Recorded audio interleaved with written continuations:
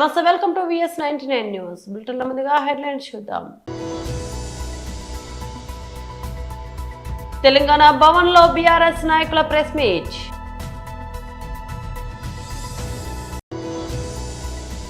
YSRCP party మహిళా విభాగం రాష్ట్ర అధ్యక్షురాలు అండ్ ఎమ్మెల్సీ శ్రీమతి వరుడు కళ్యాణి బైట్. అంబేద్కర్ విగ్రహానికి నిప్పు పెట్టిన వైసీపీ సర్పంచ్ ను పార్టీ నుంచి ఎందుకు సస్పెండ్ చేయలేదు జగన్.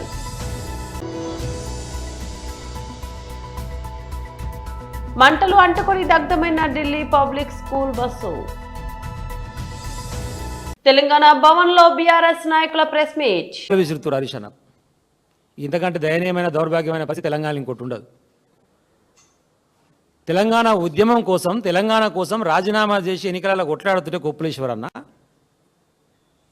సమైక్యాంధ్రవాదుల సంకనాకుట్ట ఆ రోజు కాంగ్రెస్ పార్టీ నుంచి తెలంగాణకు వ్యతిరేకంగా నిలబడ్డటువంటి అడ్లూరు లక్ష్మణ్ కుమార్, నువ్వు ఇవాళ తెలంగాణ ఉద్యమ బిడ్డను పట్టుకొని వస్తావా వెంకటేశ్వర స్వామి ఆలయానికి ప్రమాణం చేద్దాం, నేను తడిబట్టలతో వస్తాను, ముఖ్యమంత్రి పర్మిషన్ తీసుకుంటా, ఏం మాట్లాడుతున్నారు లక్ష్మణ్ కుమార్ గారు? చేద్దామా ప్రమాణం? ఓకే, నేను అంటలేను. మీ సహచర మంత్రి పొన్నం ప్రభాకర్ మీడియా సాక్షిగా మైకు బంద్ అయిందనుకొని వాడు దున్నపోతుగాడు అన్నమాట. దాని గురించి మరి ఆయన ప్రమాణం చేస్తాడు, నువ్వు ప్రమాణం చేస్తాడు, ప్రమాణం చేయరు. మరి అందరిలో పట్టుకొని నిన్ను పట్టుకొని దున్నపోతు అంటే కూడా కనీసం స్పందించకుండా, మాట్లాడకుండా, దాని గురించి పంచాయతీ చేయకుండా ఆత్మగౌరవాన్ని తాకట్టు పెట్టేటువంటి బతుకు నీది. తెలంగాణ ఆత్మగౌరవం కోసం జైళ్ల పాలై కేసులు పెట్టుకొని ఉద్యమకారుల లెక్క నిలబడి తెలంగాణను సాధించి 10 సంవత్సరాలు కేసీఆర్ గారి నాయకత్వంలో హరీష్ రావు గారు కానీ, కేటీఆర్ గారు కానీ మంత్రిగా పనిచేస్తూ అత్యద్భుతమైనటువంటి పరిపాలన అందించినటువంటి నాయకులు మా వాళ్ళు. వీళ్ళ మీద నువ్వు మాట్లాడుతున్నావు ప్రమాణం చేద్దామా అని చెప్పి. మరి చేద్దాం పరు. ఇప్పుడు పొన్నం ప్రభాకర్ చేస్తావా, నువ్వు చేస్తావా? చేయరు మరి ప్రమాణం. అసలు విషయం ఏంటంటే ఇంకా మైకు బంద్ కాకముందుకు మాట్లాడిన మాట ఈయన అంటారట. మరి నాకు తెలియదు, అలా పొన్నం ప్రభాకర్ గారు అనుకుంటున్నాయి వీడు సొలు లక్ష్మణ్ అన్నారు. ఆయన సొలు లక్ష్మణ్ అంటాట కాన్సెన్స్లో, నాకు తెలియదు. అలా పొన్నం ప్రభాకర్ అది రికార్డు కాలే మీడియాలో, దున్నపోతాను అది ఒకటే రికార్డ్ అయింది. ఈ సొలు లక్ష్మణ్ మాట్లాడితే కూడా నోటికి ఏదో వస్తుంది మాట్లాడి 5 సార్లు పోటీ చేసినావు, మహమ్మద్ గజ్ని దండయాత్ర చేసినట్టు చేయంగా సరే 4 సార్లు ఏడ్చుకుంటే తిరిగి చంపుకుంటారా, సాదుకుంటారా, ఇదే ఇదని కాలు మొక్కుడు తిరిగితే గెలిపించే అవకాశం వచ్చింది, మంచిదే. అదృష్టవశాత్తు మంత్రి కూడా అయినావు. ఏం చేయాలి మరి క్యాబినెట్లా? మేం చెప్తలేం ఏం జరిగిందనేటువంటిది. క్యాబినెట్ లోపల ఏం జరిగిందో నువ్వు చెప్పు మరి, ప్రెస్ మీట్ పెట్టి క్యాబినెట్ సమావేశంలో ఈరోజు ఇది జరిగిందని చెప్పినావా? మరి ఏం జరగదు. ఎందుకు జరగదంటే పంచాయతీ మొత్తం కమిషన్ల మీద, కాంట్రాక్టర్ల మీద, మీ సహచర మంత్రులు మాట్లాడే మాటలు, మీ సహచర మంత్రి కొండ సురేఖ బిడ్డ మాట్లాడుతున్నటువంటి మాటలు. ఆమెనే చెప్పింది కదా, ముఖ్యమంత్రి అన్నదమ్ములకు ఎందుకండి గన్మెన్లు, మాకేమి ఇక్కడ గార్డుని తీసేసిరు మా అమ్మ మంత్రి ఉంటే కూడా, ఏమిటి చేస్తారు వాళ్ళకు, దందాలు చేసుకోవడానికి కాకపోతే అని మాట్లాడిన మాట వాస్తవం కాదా?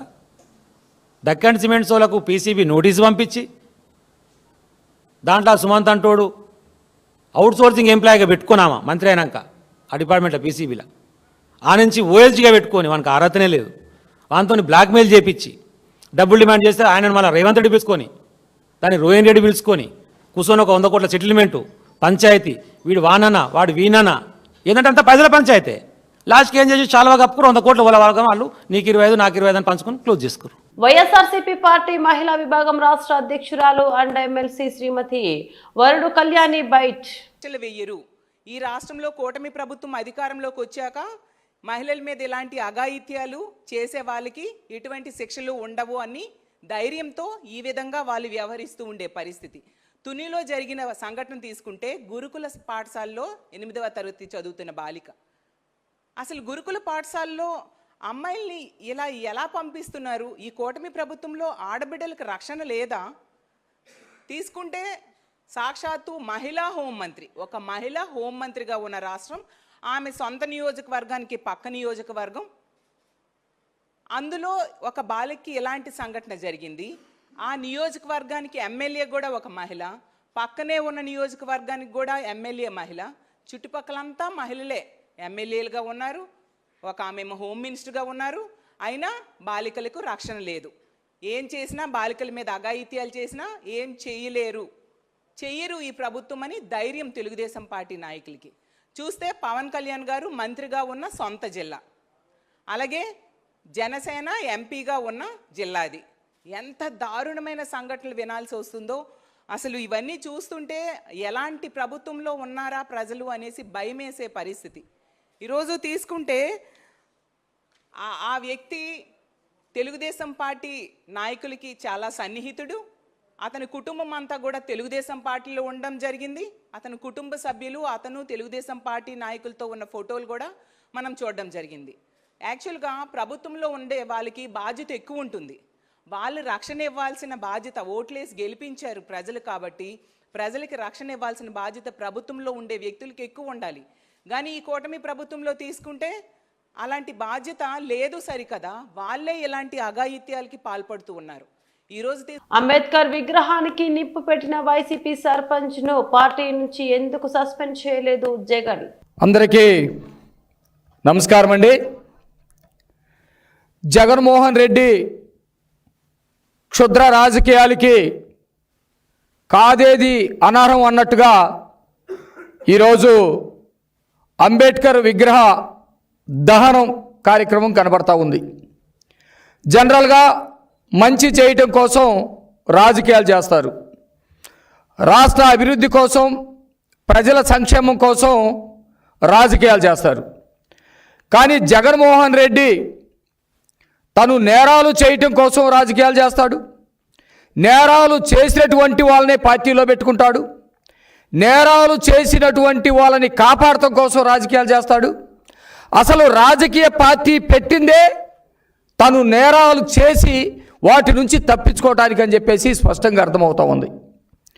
మీరు మొన్న కనుక చూస్తే చిత్తూరు జిల్లా గంగాధర నెల్లూరు నియోజకవర్గం ఎదురుకుప్పం మండలంలో దేవలంపాడు గ్రామంలో వైసీపీకి సంబంధించినటువంటి సర్పంచి ఆ రోజు నైటు దాదాపు 12-1 గంట ప్రాంతంలో అంబేద్కర్ విగ్రహాన్ని తనే పెట్రోల్ పోసి తగలబెట్టి 3-4 గంటలప్పుడు పోలీసులకి ఫోన్ చేసి మా గ్రామంలో దేవలంపేటలో ఎవరో గుర్తు తెలియనటువంటి వ్యక్తులు అంబేద్కర్ విగ్రహానికి పెట్రోల్ పోసి తగలబెట్టారు, కొంతమంది ఇటు వెళ్ళటం నేను చూశాను, మీరు వచ్చి వాళ్ళని అరెస్ట్ చేయాలని చెప్పేసి తెల్లవారుజామున 4 గంటలప్పుడు ఫోన్లు చేసి పోలీసులకు చెప్పాడు.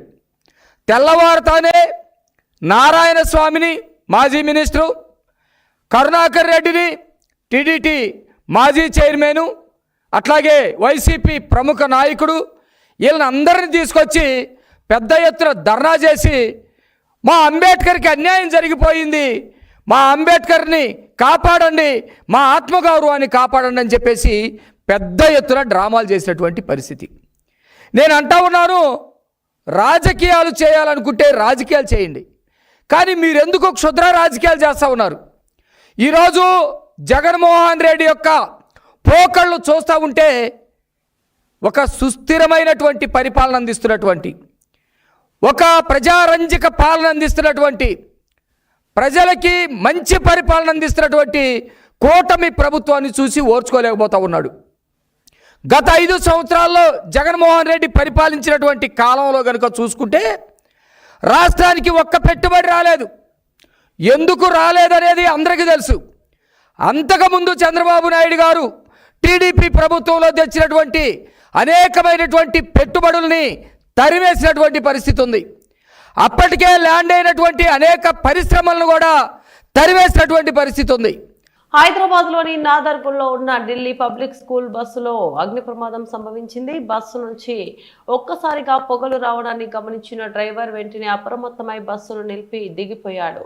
ఆ తర్వాత బస్సు పూర్తిగా కాలిపోయింది. పాఠశాల ముగిసిన అనంతరం విద్యార్థులను వారి ఇళ్ల వద్ద దింపి తిరిగి వస్తుండగా కాటేదాన్ సమీపంలో ఈ ఘటన చోటు చేసుకుంది. సమయానికి బస్సులో విద్యార్థులు లేకపోవడంతో పెను ప్రమాదం తప్పింది. అగ్నిమాపక సిబ్బంది వెంటనే సంఘటన స్థలానికి చేరుకొని మంటలు అదుపు చేశారు. బస్సులో విద్యార్థులు లేకపోవడంతో పెను ప్రమాదం తప్పింది. వరంగల్ జిల్లా నుంచి కాంగ్రెస్ అంతర్గత రాజకీయాలపై కొత్త వ్యాఖ్యలు వెలువడ్డాయి. మాజీ కాంగ్రెస్ జిల్లా అధ్యక్షులు రాజనాల శ్రీహరి హంటర్ రోడ్లోని తన నివాసంలో మీడియాతో మాట్లాడారు. ఈ సందర్భంగా ఆయన మాట్లాడుతూ కొండా కుటుంబం కాంగ్రెస్ పార్టీకి నష్టం జరుగుతుందని వ్యాఖ్యానించారు.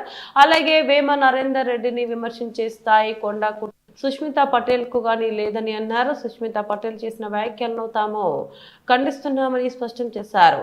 కొండా దంపతులు ఎప్పుడు వివాదాల్లో ఉంటారని విమర్శించిన శ్రీహరి జెడ్పీపీసీగా గెలవలేని నాయకుడు ప్రజా నాయకుడని చెప్పడం బాధాకరమని పేర్కొన్నారు. అదే సమయంలో ప్రజల సేవలో నిజాయితీతో ఉండాలని సూచించారు. సుమంత్ పై న్యాయ విచారణ జరిపి అక్రమాలపై నివేదిక ఇవ్వాలని ఆయన డిమాండ్ చేశారు. మీడియా మిత్రుల సమావేశం ఏర్పాటు జరిగింది. ముఖ్య కారణం ఏంటంటే ఈ 2 రోజులు నరేంద్ర రెడ్డి అనే వ్యక్తి వరంగల్ ఈస్ట్ నుంచి ఎప్పుడైనా పోటీ చేయలేదు. ఆయన వరంగల్ వెస్ట్ నుంచి పోటీ చేయడం జరిగింది.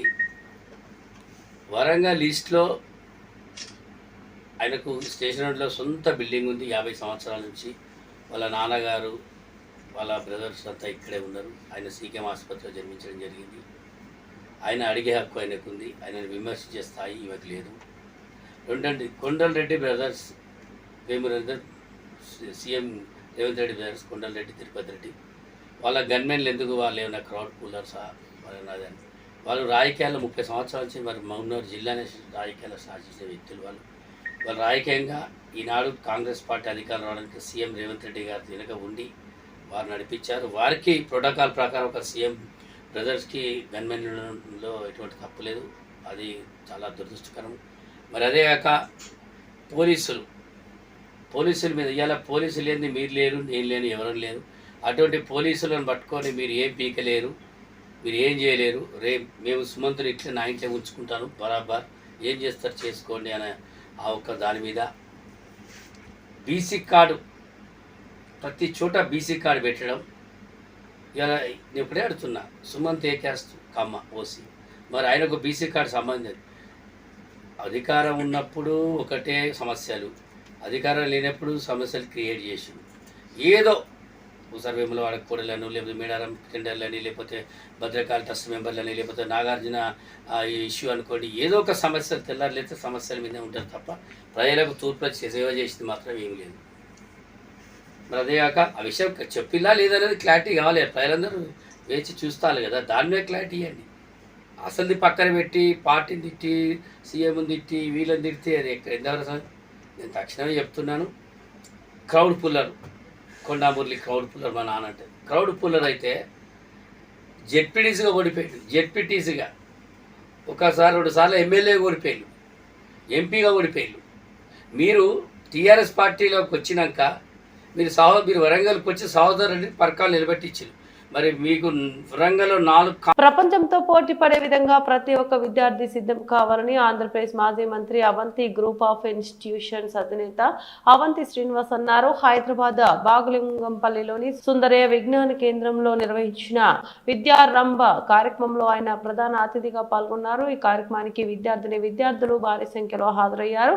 ఈ సందర్భంగా అవంతి శ్రీనివాస్ మాట్లాడుతూ ప్రపంచ వ్యాప్తంగా ఉన్న నిపుణుల్లో 70% మంది ఉస్మానియా యూనివర్సిటీ జేఎన్టీయూ యూనివర్సిటీలకు చెందిన వారే ఉన్నారని తెలిపారు. విద్యార్థులు అన్ని రంగాల్లో రాణించి దేశానికి మంచి పేరు తీసుకురావాలని ఆయన పిలుపునిచ్చారు. ఈరోజు Avanti degree and PG college యొక్క ఇండక్షన్ ప్రోగ్రామ్కి చీఫ్ గెస్ట్గా తెలంగాణ స్టేట్ పోలీస్ సెక్రటరీ గారు శ్రీరామ్ వెంకటేష్ గారు, అలాగే మిగిలిన అతిథులుగా మన దేవేందర్ రెడ్డి గారు, మన హైదరాబాద్ మేనేజ్మెంట్ అసోసియేషన్ ప్రెసిడెంట్ గారు, అలాగే ప్రొఫెసర్ వెంకటదాస్ గారు, అలాగే ప్రొఫెసర్ శ్రీరాము గారు, ప్రొఫెసర్ సింధు గారు, మరి బ్రహ్మకుమారి సిస్టర్ సుమలత గారు అందరూ వచ్చారు. ముఖ్యంగా ఈ అవంతి డిగ్రీ పీజీ కాలేజీ 91-92లో మన ఇక్కడ స్టార్ట్ చేయడం జరిగింది హైదరాబాద్లో, సుమారు 34 years బ్యాక్. సో సుమారు 30 బ్యాచెస్ పైగా డిగ్రీలో కానీ పీజీలో కానీ స్టూడెంట్స్ లక్షలాది మంది విద్యార్థులు చదువుకుని దేశ విదేశాల్లో స్థిరపడటం చాలా సంతోషించే విషయం.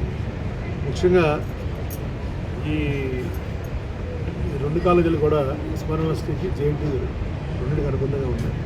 సో మీకు తెలుసు 2 యూనివర్సిటీలు కూడా ప్రపంచంలోనే ప్రఖ్యాతి చెందిన యూనివర్సిటీ ఉస్మానియా యూనివర్సిటీ కానీ జేఎన్టీయూ. ఏది ఆఫ్ ఇన్స్టిట్యూషన్స్ 2 కాలేజీలు ఎంబీఏ ఎంసీఏ విద్యార్థులకి ఓరియంటేషన్ ప్రోగ్రామ్ కండక్ట్ చేయడం జరిగింది. ఈ ఓరియంటేషన్ ప్రోగ్రామ్ ఒక ముఖ్య ఉద్దేశం ఏంటంటే కాలేజ్ యొక్క ఫ్యాకల్టీ, స్టూడెంట్స్, తర్వాత వాళ్ళ పరిచయాలు ఏర్పడడానికి చేస్తారు. అలాగే ఈ ఓరియంటేషన్ ప్రోగ్రాంలో అటెండెన్స్ రిక్వైర్మెంట్, ఎంత అటెండెన్స్ కావాలి, మినిమం 75% అటెండెన్స్ కావాలని చెప్పాము. అలానే డిటెన్షన్ సిస్టమ్ కూడా ఫాలో కావాలి. విద్యార్థులు చక్కగా డే 1 నుంచి వాళ్ళ ఒక గోల్స్ని సెట్ చేసేసుకొని తప్పకుండా వాళ్ళు భవిష్యత్తులో సక్సెస్ కావడానికి హార్డ్ వర్క్ సిన్సియర్గా చేసేసి ఆనెస్ట్గా ఉండాలని చెప్పాము. అలాగే ఈ disruptive technologies like mobile computing, mobile టెక్నాలజీకి, అలాగే ఏఐ ఒక టెక్నాలజీ కూడా ఎలా వాడుకోవాలి, దాని యొక్క జ్యుడిషియస్గా తర్వాత మీనింగ్ఫుల్గా వాడుకోవాలని చెప్పాము. ముఖ్యంగా మొబైల్ మాత్రము అతి జాగ్రత్తగా వాడుకోవాలి. మొబైల్ వాడడం వల్ల వాళ్ళ యొక్క టైం వేస్ట్ అయిపోయి చదువుల మీద ధ్యానం తగ్గిపోయి వాళ్ళు ఒక ఫెయిల్ కావడానికి ఛాన్స్ ఉంది. కాబట్టి వాళ్ళు ఒక హార్డ్ వర్క్ చేసేసి ఈ 2 ఏళ్ళు ఒక లైఫ్లో సెటిల్ కావడానికి అవకాశము ముఖ్యంగా హుస్నాబాద్ వ్యవసాయ మార్కెట్ కమిటీ కార్యాలయంలో విశాఖ సహకార పరపతి సంఘం వారిచే మొక్కజొన్న కొనుగోలు కేంద్రాన్ని ప్రారంభించిన మంత్రి పొన్నం ప్రభాకర్ గౌడ్. ఈ కార్యక్రమంలో జిల్లా కలెక్టర్ హైమావతి, గ్రంథాలయ సంస్థ chairman Lingamurthy, Husnabad market committee chairman Tirupati Reddy, vice chairman Banka Chandu, డైరెక్టర్లు, ఇతర ముఖ్య నేతలు, అధికారులు పాల్గొన్నారు. మొక్కజొన్న 2,400 రూపాయల కనీస మద్దతు ధరతో వ్యవసాయ మార్కెట్ యార్డ్ కేంద్రాల్లో కొనుగోలు చేస్తున్నామన్నారు. ఈ కార్యక్రమంలో రైతులు, కార్యకర్తలు పాల్గొన్నారు. ఈరోజు గోమాత జిన్నింగ్ మిల్ హుస్నాబాద్లో కాటన్ కార్పొరేషన్ ఆఫ్ ఇండియా పక్షాన పత్తి కొనుగోలు కేంద్రాన్ని నేను, గౌరవ జిల్లా కలెక్టర్ గారు, మార్కెట్ చైర్మన్ గారు, లైబ్రరీ చైర్మన్, మిగతా అందరం కలిసి ప్రారంభించినాం. ఈరోజు కాటన్ కార్పొరేషన్ 12 రాష్ట్రాల్లో మొబైల్ యాప్ ద్వారా కిసాన్ కపాస్ కిసాన్ కింద ఆన్లైన్ బుకింగ్ చేసుకొని ఆ ఆన్లైన్ ఓటీపీ తోటి ఏ జిన్నింగ్ మిల్లుకి వస్తే ఆ జిన్నింగ్ మిల్లుకి పోయి పత్తి అమ్ముకునే సౌకర్యాన్ని కలుగజేస్తూ ఉంది. ఇది మొదటి దశలో 12 రాష్ట్రాల్లో ప్రారంభమవుతా ఉంది. ఈరోజు తెలంగాణలో మొట్టమొదటి మిల్లుగా ఇక్కడ ప్రారంభోత్సవం చేసుకోవడం జరిగింది. ఈరోజు ఈ యొక్క కపాస్ కిసాన్ పథకాన్ని నిన్ననే మొబైల్ యాప్ ద్వారా రైతు యొక్క లోడ్ చేసి ఈరోజు అతని ఓటీపీ ద్వారా మొట్టమొదటి కొనుగోలు చేయడం జరుగుతోంది. 8,100 ఎంఎస్పి రేట్ ఉంది. కొంత వర్షాల వల్ల దిగుబడి తక్కువ వచ్చినా రైతులకు దాదాపు 29 ట్యాబ్లెట్ ఉండాలి, 12% తేమ లోపల ఉండే విధంగా పత్తికి సంబంధించి కాటన్ కార్పొరేషన్ ఆఫ్ ఇండియా, అదేవిధంగా తెలంగాణ ప్రభుత్వ వ్యవసాయ మార్కెటింగ్ శాఖ ద్వారా ఈ యొక్క పర్యవేక్షణ జరుగుతుంది. జిల్లా కలెక్టర్ గారు ఈ యొక్క చొరవ తీసుకొని గౌరవ వ్యవసాయ శాఖ మంత్రి తుమ్మల నాగేశ్వరరావు గారు, ముఖ్యమంత్రి గారి రేవంత్ రెడ్డి గారి పర్యవేక్షణలో తెలంగాణ రాష్ట్ర వ్యాప్తంగా పత్తి కొనుగోళ్ల ప్రక్రియ ప్రారంభమైంది. ఈ పత్తి కొనుగోళ్ల ద్వారా రైతాంగం ఎక్కడ కూడా మధ్య దళారికి అమ్ముకోకుండా నేరుగా కపాస్ కిసాన్ యాప్ ద్వారా మీ పత్తి అమ్మకానికి సంబంధించి తేదీని, అదేవిధంగా స్లాట్ బుక్ చేసుకొని మీ పత్తిని రాజా మార్గంలో అమ్ముకోండి. 48 గంటల నుంచి 72 గంటల లోపల మీ పేమెంట్ అయిపోతుంది. ఎక్కడ కూడా ఇబ్బంది లేదనే మాటని సందర్భంగా తెలియజేస్తాను. అదేవిధంగా వరి ధాన్యానికి సంబంధించి ఇప్పుడు మార్కెట్ యార్డ్లో కూడా కొనుగోలు ప్రారంభం చేస్తా ఉన్నాం. మొక్కజొన్న వరికి స్టార్ట్ అయింది ఆల్రెడీ. మొక్కజొన్న కూడా కొనుగోలు చేస్తా ఉన్నాం. మొక్కజొన్న కానీ, వరి కానీ, పత్తి కానీ అన్ని కొనుగోలు కేంద్రాలను వెంటనే ప్రారంభించి వరంగల్ నకిలీ ఏసీబీ అధికారుల మాయలో చిక్కిన మోటార్ వెహికల్ ఇన్స్పెక్టర్. ఏసీబీ అధికారులమంటూ ఫోన్ చేసిన మోసగాళ్లు ఇన్స్పెక్టర్ డ్రైవర్ పిఏ తమ వద్ద ఉన్నారని చెప్పి 10 లక్షలకు పైగా డబ్బులు వసూలు చేశారు. నెల 18న ఫోన్ చేసిన నకిలీ ఏసీబీ అధికారులు ఎంవీఐ జైపాల్ రెడ్డి నుంచి 3 విడతల్లో 10,20,000 రూపాయలు పొందారు. ఆ తర్వాత విషయం తెలుసుకున్న జైపాల్ రెడ్డి మేల్స్ కాలనీ పోలీసులకు ఫిర్యాదు చేశారు. కేసు నమోదు చేసుకున్న పోలీసులు దర్యాప్తు చేపట్టారు. ఇది సైబర్ నేరగాళ్ల పని అయ్యే అవకాశం ఉందని, ప్రతి ఒక్కరూ ఇలాంటి కాల్స్ పై అప్రమత్తంగా ఉండాలని males colony CI Bollam Ramesh సూచించారు. వరంగల్ ఆర్టీ హౌస్లో పనిచేసే motor vehicle inspector Jaipal Reddy sir ఇప్పుడు మహబూబాలో పనిచేస్తున్నారు. అతను ఏసీబీ అని చెప్పేసి ఒక డిఎస్పీ అని చెప్పి ఫోన్ కాల్ చేసి మీ మీద కంప్లైంట్ వచ్చింది, ఇట్లా మీ డ్రైవరు ఇంకా మిగతా వాళ్ళంతా ఇల్లీగల్ యాక్టివిటీ చేస్తున్నారని కంప్లైంట్ వచ్చింది. వాళ్ళందరూ ఆఫీస్కి వచ్చారు, హెడ్ ఆఫీస్కి. నేను కంప్లైంట్ చేస్తున్నారు. మరి ఎందుకు రిటైర్మెంట్ దగ్గరలో ఉండవు కదా, ఎందుకు ఇదంతా సెటిల్ చేసుకో అని చెప్పేసి ఇతన్ని మాట్లాడటం, బెదిరియటం, కన్విన్స్ చేయడం అలాంటి చేయడం వల్ల ఇతను కూడా నిజంగానే ఏసీబీ ఆఫీసర్ అని అనుకొని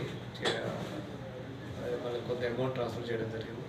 మళ్ళీ అట్లా 3 దఫాలుగా ఇంచుమించు దాదాపు ఒక 10 లక్షల రూపాయల అమౌంట్ని వాళ్ళ డిఫరెంట్ అకౌంట్స్కి ఫోన్పే ప్లస్ అకౌంట్ ట్రాన్స్ఫర్ చేయడం జరిగింది. తర్వాతకి 1 వీక్ తర్వాత అతను ఈ జరిగిందని అంతా నిజం అంటే ఫస్ట్ నిజమే ఏసీబీ ఆఫీసర్లు అని అనుకుంటాడు. తర్వాత అది కాదు అని తెలుసుకొని నిన్న సాయంత్రం రాత్రి 8-8:30 అట్లా ఒక కంప్లైంట్ చేస్తే ఇమ్మీడియట్లీ ఎఫ్ఐఆర్ చేయడం జరిగింది. దీన్ని ప్రాపర్గా ఎస్ఓబి ప్రకారం ఫాలో అయ్యి అది అక్యూజ్ ట్రేస్ చేసి యాజ్ పర్ లీగల్ యాక్షన్ తీసుకుంటాం. ఎప్పుడు కంప్లైంట్ ఇచ్చారు సార్?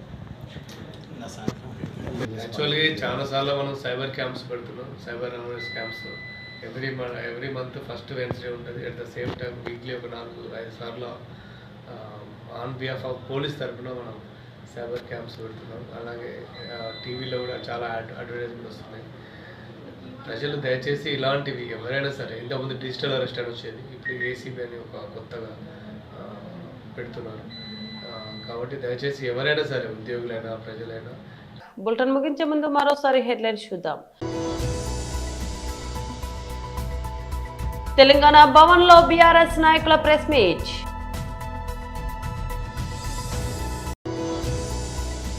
వైఎస్ఆర్సీపీ పార్టీ మహిళా విభాగం రాష్ట్ర అధ్యక్షురాలు అండ్ ఎమ్మెల్సీ శ్రీమతి వరుడు కళ్యాణి బైట్. అంబేద్కర్ విగ్రహానికి నిప్పు పెట్టిన వైసీపీ సర్పంచ్ ను పార్టీ నుంచి ఎందుకు సస్పెండ్ చేయలేదు జగన్.